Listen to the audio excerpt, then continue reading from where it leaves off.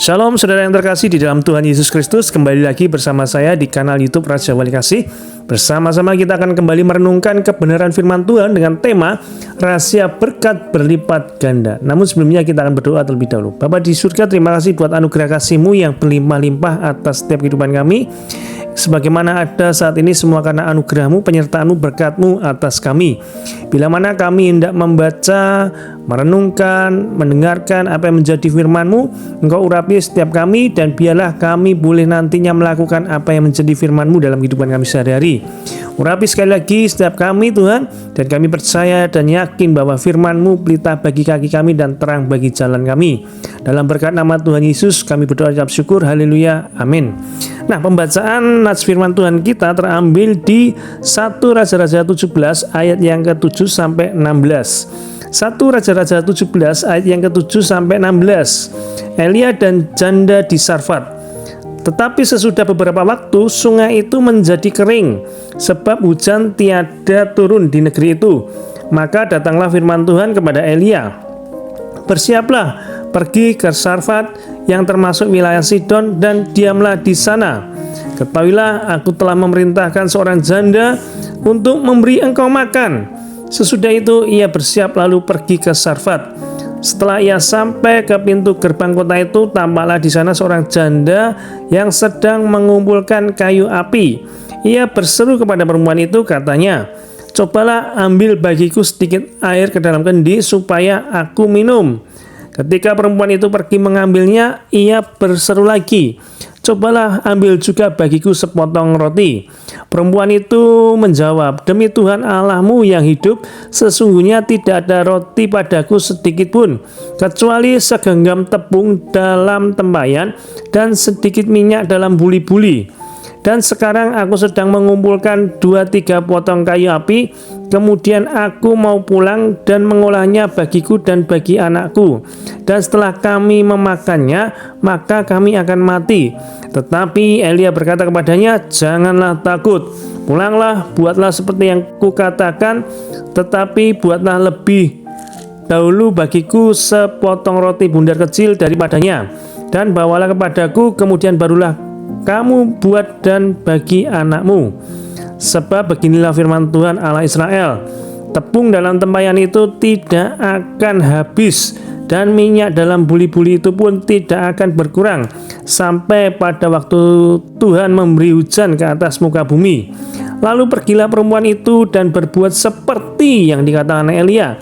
Maka perempuan itu dan dia serta anak perempuan itu mendapat makanan beberapa waktu lamanya. Tepung dalam tempayan itu tidak habis, dan minyak dalam buli-buli itu tidak berkurang, seperti firman Tuhan yang diucapkannya dengan perantaraan Elia. Saudara yang terkasih di dalam Tuhan Yesus Kristus, dalam kisah ini sebagai janda, wanita itu harus menjalani kehidupan yang berat, menjadi tulang punggung keluarga. Apalagi negerinya saat itu ditimpa kemarau atau kekeringan panjang, suatu keadaan yang secara manusia tidak ada harapan. Di tengah keputusasaan datanglah orang asing, seorang Elia, yang justru meminta pertolongan kepadanya. Dalam keterbatasan, wanita itu masih memberi respon positif. Inilah percakapan mereka, terambil di ayat tadi, "Cobalah ambil bagiku sedikit air dalam kendi supaya aku minum," kata Elia. Ketika perempuan itu pergi mengambilnya, Elia berseru lagi kepada perempuan itu, "Cobalah ambil juga sepotong roti sedikit pun." Ya, perempuan itu menjawab, "Demi Tuhan Allahmu yang hidup, sesungguhnya tidak ada roti padaku sedikit pun, kecuali segenggam tepung dalam tempayan dan sedikit minyak dalam buli-buli. Dan sekarang aku sedang mengumpulkan 2-3 potong kayu api, kemudian aku mau pulang dan mengolahnya bagiku dan bagi anakku. Setelah memakannya, maka kami akan mati," kata perempuan tersebut di 1 Raja-Raja 17 tadi ayat yang 10-12. Selain meminta minum, Elia juga meminta sepotong roti, yang merupakan persediaan terakhir wanita tersebut. Wanita itu mulai bimbang tentunya, terlihat dari jawaban yang ia berikan.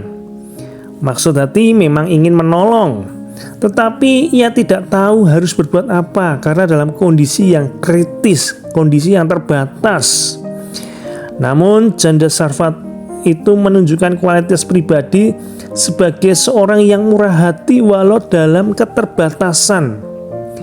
Setelah mendengar perkataan firman yang disampaikan Elia, tumbuh benih iman dalam diri janda tersebut. Akhirnya ia melakukan apa yang diperintahkan, yaitu memberi roti kepada abdi Allah itu, memberi roti kepada Elia. Sebagai pilihan beresiko namun mengandung harapan. Itulah kunci untuk mengalami mujizat Tuhan. Akhirnya dikatakan firman Tuhan itu, perempuan itu dan dia serta anak perempuannya mendapat makan beberapa waktu lamanya. Tepung dalam tempayan itu tidak habis gitu ya. Minyak dalam buli-buli itu juga tidak berkurang. Firman Tuhan tertulis di 1 Raja-Raja 17 tadi ayat yang ke-15 sampai 16. Menabur kasih dalam kekurangan ternyata tidak sia-sia. Janda Sarfat pun akhirnya percaya dan beriman kepada Allah bangsa Israel, bukan lagi kepada Baal. Karena ketaatannya, janda Sarfat itu mengalami pertolongan Tuhan yang ajaib. Ya, kalau kita melihat di 1 Raja-Raja 17 ayat 15 ini dikatakan, lalu pergilah perempuan itu dan berbuat seperti yang dikatakan Elia. Ketika perempuan itu taat melakukan perintah Tuhan, maka hasilnya adalah dia dan anak perempuan itu mendapat makan beberapa waktu lamanya.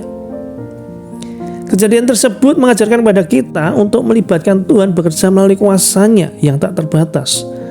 Dalam keadaan kita yang terbatas, ada dua prinsip dalam ayat ini. Prinsip pertama, janda ini taat dan memberi dari keadaan yang sedang ia butuhkan. Ini tidak mudah. Ketaatan itu tidak mudah karena dia melakukan dari keterbatasannya. Kalau melakukan dari kelimpahannya mungkin itu mudah, tetapi ketaatan yang janda Sarfat ini lakukan yaitu ketaatan dalam keterbatasannya. Antara dia harus makan dan juga anaknya atau memberikannya kepada Elia terlebih dahulu. Tapi puji Tuhan, janda tersebut taat dalam keterbatasannya, sehingga Alkitab mencatat ia bisa makan dan anaknya beberapa waktu lamanya. Ini melibatkan iman dan ketaatan. Dia mempunyai kebutuhan untuk diri sendiri dan keluarganya. Namun dengan iman yang kuat dari ketaatannya, dia memberikan sesuai dengan apa yang dikatakan Nabi Elia. Apa yang dia punya untuk menopang Nabi Elia, dan Tuhan melipat gandakan pemberiannya. Dia memberikan sepotong roti untuk Nabi Elia, tetapi dia mendapat berlipat kali ganda dari pemberiannya tersebut. Karena sekali lagi, dia memiliki ketaatan dalam keterbatasannya. Ini iman yang sungguh-sungguh luar biasa. Prinsip kedua, janda ini memberi lebih dahulu sebelum dia memenuhi kebutuhannya sendiri dan keluarganya. Pemberiannya atau pengorbanannya menghasilkan mujizat dan Tuhan kembalikan kepadanya selama 3 tahun dengan melimpahkan kecukupan, melipat gandakan apa yang sudah ia tabur. Jadi ketaatan iman daripada janda Sarfat tersebut juga mengandung prinsip dia memberi terlebih dahulu kepada Tuhan lewat Nabi Elia. Saudara-saudara, ketika kita memberi dari apa yang menjadi kebutuhan kita atau kondisi yang pas-pasan, keterbatasan dalam hidup kita untuk menolong orang lain terlebih dahulu, itu berarti kita menempatkan diri kita di dalam firman Tuhan. Tuhan menyatakan mujizatnya pada kita. Jika kita menabur dalam iman, maka kita akan panen dari kesetiaan Tuhan, karena janji Tuhan yang diberikan kepada kita. Oleh sebab itu, menaburlah dan persembahkanlah untuk Tuhan apa yang kita miliki, walau dalam keterbatasan, waktu kita, tenaga kita, doa kita, dan banyak hal yang lain lagi. Maka saya percaya Tuhan memperhitungkan dan melipat gandakan semuanya bagi kita yang beriman dan taat. Jadi prinsipnya adalah memiliki iman dalam ketaatan, sehingga ketika kita melakukan iman tersebut dalam ketaatan, menghasilkan mujizat berlipat kali ganda. Mari kita berdoa. Bapa di surga, terima kasih buat anugerah kasih-Mu.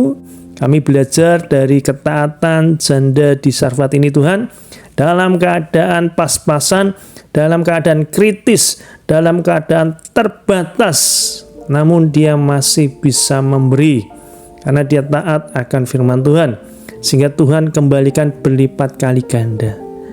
Kami belajar dari hal tersebut Tuhan untuk menabur bukan saja dari kelimpahan kami, bahkan dalam keterbatasan kami untuk memberikan yang terbaik bagi kemuliaan nama Tuhan.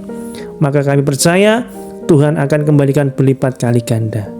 Berkati saudara-saudara kami yang saat ini sedang dalam pergumulan, Engkau Tuhan menjadi jawaban atas pergumulan mereka, bahkan yang sedang dalam keadaan terbatas, pas-pasan. Tuhan Allah sumber berkat kami, Tuhan yang mencukupkan, bahkan Tuhan sanggup melimpahkan keadaan kami dalam berkat nama Tuhan Yesus Kristus. Kami percaya, kami imani, ketika kami menabur dalam iman, dalam ketaatan, dalam kasih kami, maka Tuhan sanggup membalikkan keadaan kami. Terima kasih Tuhan Yesus, terpujilah namamu kekal selama-lamanya. Haleluya, amin.